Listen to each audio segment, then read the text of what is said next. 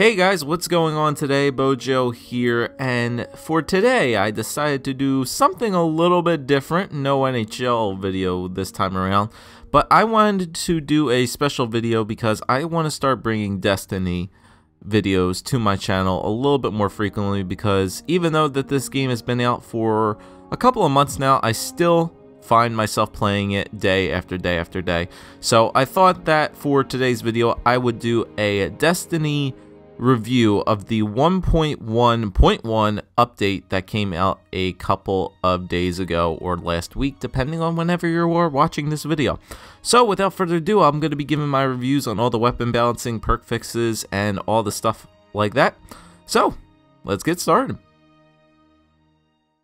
Alright guys, so first I decided to start off with all the general fixes that they decided to put into this update here.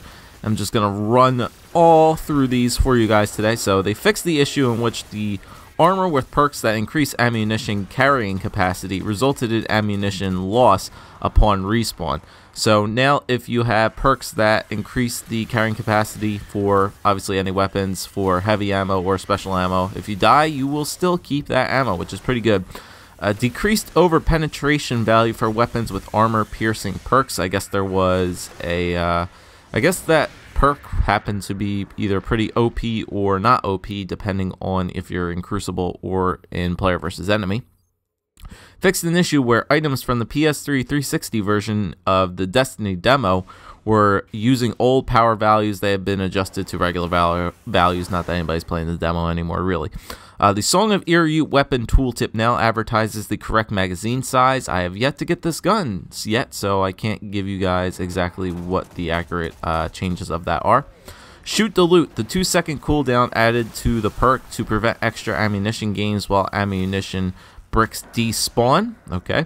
Darkbreaker perk will now have correct damage Hive Shriekers, so we'll now do the correct damage to certain Hive Shriekers.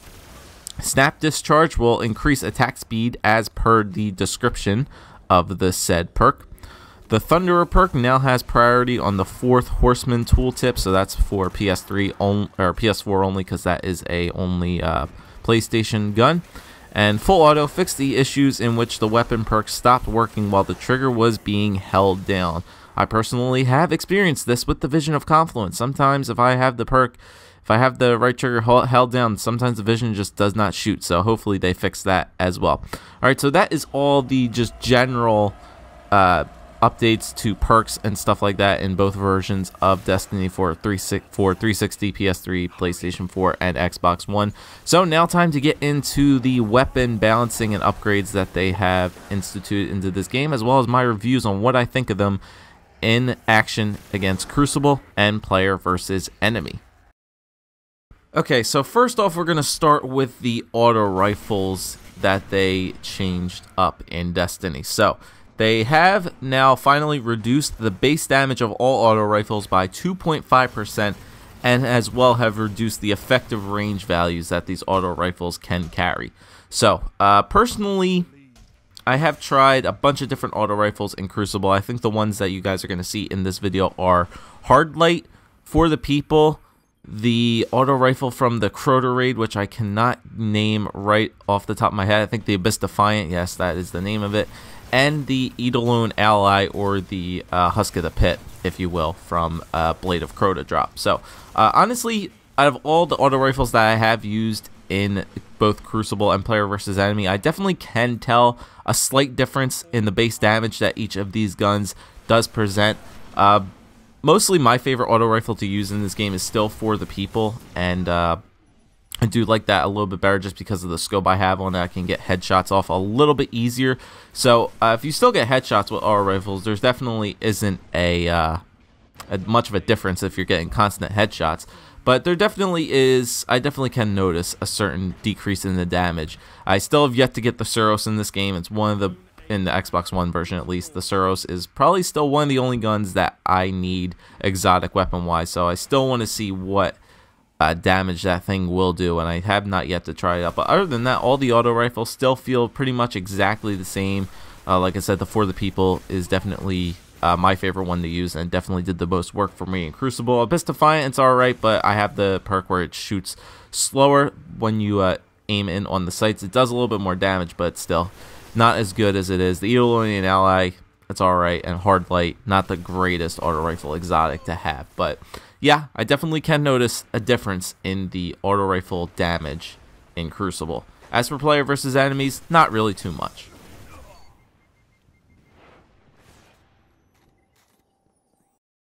Okay, so now we move on to probably the biggest update, I would say, for the Crucible wise, is that pulse rifles gained a increased base damage of 9.7%. Absolutely insane. Almost a 10% increase on the damage that pulse rifles will do in here. And I'll tell you this, pulse rifles absolutely own in Crucible now. My goodness. I had the chance to try out, I believe, just Red Death and the Paradis timepiece, both in Crucible and Bad Juju as well. I tried out all three, and honestly, all three of them worked pretty well. Red Death definitely was my favorite one to use because of the perk that if I get a kill with it, I automatically get all my health with. And it was basically a 3-burst kill with the Red Death that was pretty awesome too. Paradis timepiece is good as well since the damage it gets increased. The rate of fire on the Paradis timepiece is actually pretty awesome to have as well, so you can get off a really good quick amount of shots. Maybe about 4 or 5 bursts with the Paradis timepiece can definitely earn you a kill in Crucible. And as for Bad Juju, I just recently got Bad Juju again, so it wasn't really up to its full maximum power yet because I don't have all the perks unlocked. But I definitely can see that Bad Juju will eventually be pretty good to use in Crucible once I get all the perks up. But yeah, it was pretty good to use. But I love using pulse rifles now. More than likely, I'm always using Red Death in Crucible now just because of how good it actually is. So I'm definitely happy that pulse rifles finally get some recognition in Crucible and actually can contend in a gun battle now. Alright, so now we move on to the hand cannons, which see a slightly reduced effective range and a slightly reduced initial accuracy with the hand cannons in Crucible. So, honestly, I think it was about time that they did some nerfing with the hand cannons because we know, whoever plays Destiny, we know how OP the Thorn is in Crucible.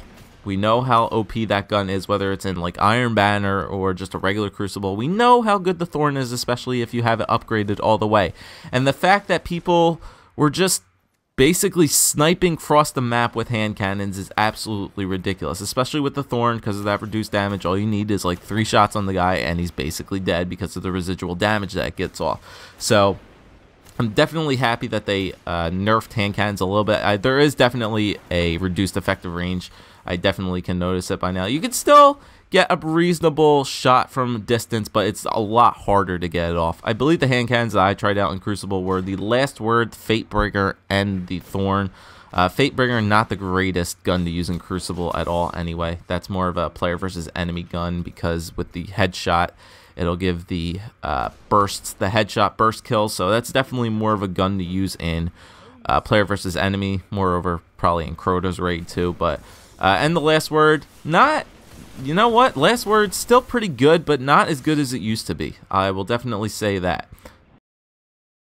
Alright, so now we move on to the fusion rifles in Crucible. So the fusion rifles got a widened blast pattern on fusion rifle burst cones. This is moreover for just your general run-of-the-mill fusion rifles and the special weapon slot, and we can also see a reduced starting ammunition in player versus player. So I guess that people saw that fusion rifles were getting a lot more ammo than they should have in Crucible, so they're reducing that.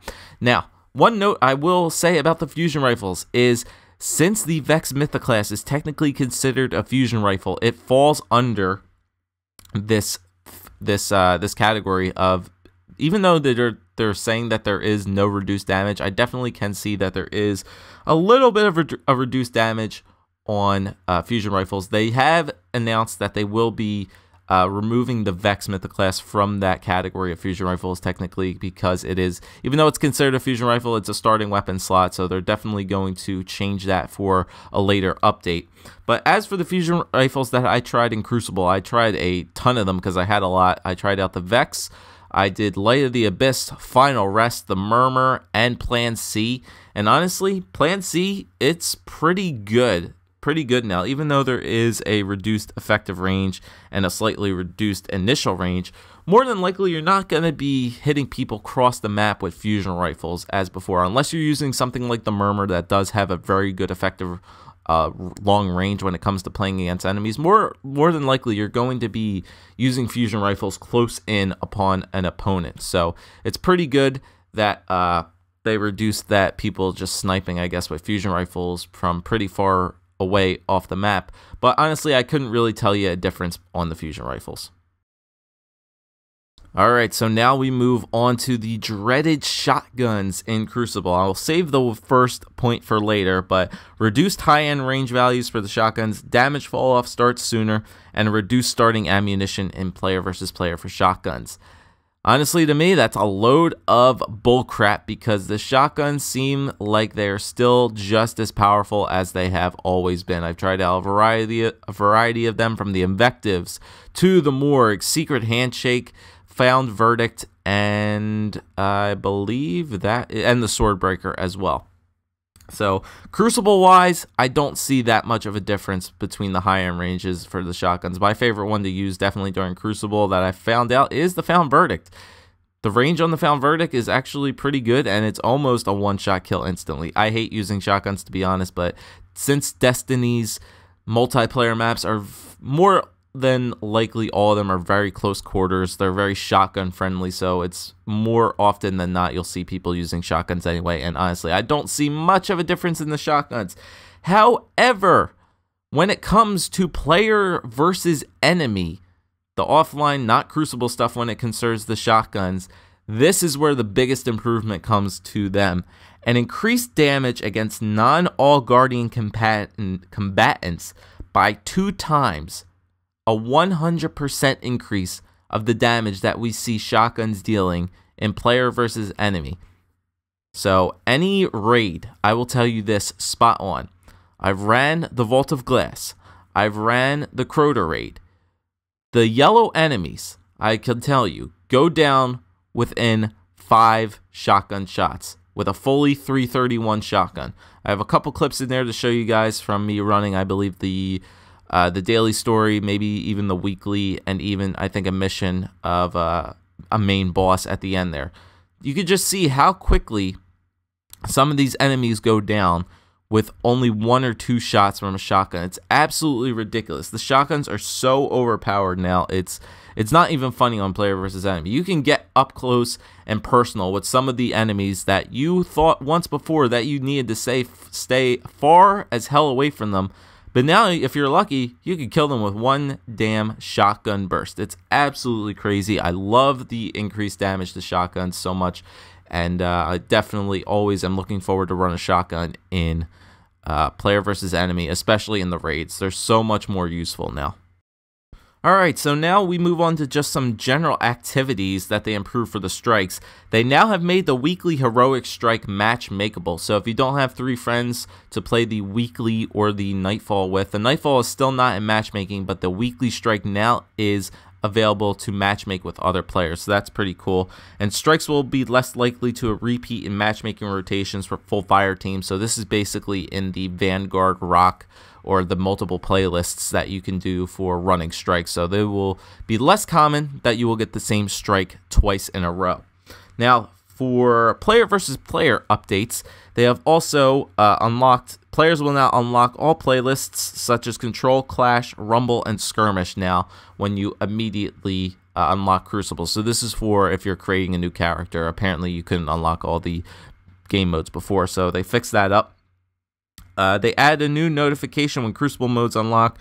Crucible maps will now be less likely to repeat in matchmaking rotations for full fire teams. That's very good, especially when you are in the DLC maps. More than likely, you'll always get the same DLC map 3 times in a row, so glad they fixed that.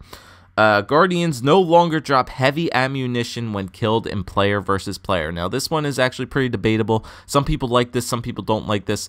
For the people that do like this, I think it is very good because, hey, if heavy ammo is available, it's your job to get over to the heavy ammo and use it as quickly as possible. But for the people who don't like it, I mean, they see skill in defeating somebody who's trying to kill you with a heavy weapon, and they see it as, I guess, a reward for killing somebody who has heavy ammo. I'm kind of indifferent on it. to be honest. I really don't care. If I'm near a heavy ammo, if I'm gonna grab it. If I run up against somebody who is using heavy ammo and I kill them, so be it. I get their ammo as well. More than likely I'll die before I get to use it anyway, but it's not really that big of a deal. Guardians now drop much less special ammo when killing player versus player. Completed matches will now award gear with the proper power level and fix the bug where there was no audio playing for the bullet that kills them. I definitely noticed that in Crucible a lot, especially when I get headshot with a sniper. You can hear a very wonderful crunching noise or a person screaming as you get headshot, so that's pretty cool. As for stuff concerning the Iron Banner playlists now contain smaller maps in rotation. Focused aggression bounty can now be completed with headshots from pulse rifles, scout rifles, and hand cannons. So hopefully they change up the Iron Banner bounties as well. General items. Fix the issue in which Xur did not carry an exotic engram in his inventory on certain dates. So now that, if you guys have seen on Fridays and Saturdays, Xur now has an available exotic engram once again to buy. So they fixed that at Crota's End completion emblem will now be sent to the postmaster when a player inventory is full. Ammunition consumables will now work if used when the player's inventory is full. And fix the issue that prevented qualifying players who had deleted their characters from claiming the Tumbler Sparrow from Tess Everest in the tower. Alright, now we move on to the user interface, which I believe was a really cool update that they did. The character inventory screen now displays faction reputation and weekly marks counter. It's pretty cool. Now you can track all of your groups as well as your Vanguard marks, your Crucible marks that you've earned for the week, as well as your Cryptarch. Players in public spaces will no longer see voice notifications when a player in a match-made fire team enter, and players will now see improved notifications when teammates join and depart team and fire team chat channels. Okay, there's also a lot of stuff that they improved here for the Grimoire cards and the Grimoire scored, so I'm going to skip over that. If you guys want to go look that up, I'll leave a link in the description as for the Grimoire things, as well as the whole entire article, so you guys can see every single update. And then finally, for some technical and edits that they did, DLC and patch systems have been improved. Xbox One upsell from trial version to full version no longer makes you leave the game. Improved networking resilience to packet reordering and network improvements for certain routers. That's just some technical stuff. And then edit. The bug was introduced in 1.1.1 patch that caused the Vex Mythoclast to spawn with less ammo in the magazine and reserved in player versus player. This weapon was affected by the overall fusion rifle changes because it is treated as a secondary weapon. We intend to correct this issue in a future release, as I have mentioned earlier. So that is pretty much it for the Destiny update / review of the 1.1.1 patch. All in all, I love the improvements to the pulse rifles in Crucible, and I love the shotgun damage increases for player versus enemies. It allows us now to just, in Crucible, use a variety of different guns from, instead of seeing the same old stuff, whether it be the Thorns or the Suros and the Gallahorn. We can now see certain starting weapons being changed up now from people using, I guess, Red Death, even Praetor's Timepiece, or other good pulse rifles that we have seen. Like I said, because of this update, I have now seen myself dying and getting kills with weapons that I have not tried before, and now I love using in Crucible. And like I said, the shotguns for player versus enemies give us so much more of a variety that we can use when we are doing certain raids or certain missions. It allows us to bail ourselves out of certain situations where we can pull out a shotgun really quickly, and hey, we can probably get a kill with 1 or 2 shots from a shotgun, which I think is really cool. So I hope you guys enjoyed this brand new type video. I want to bring you guys some more Destiny videos, because like I said, this game has been out for months and I'm still playing it along with NHL. So don't worry, NHL is always still going to be a main thing on the channel. But I just want to do some more variety stuff. It's a game I like to enjoy. I play it pretty much every day with at least five or 4 people on at a time. It's very fun to play.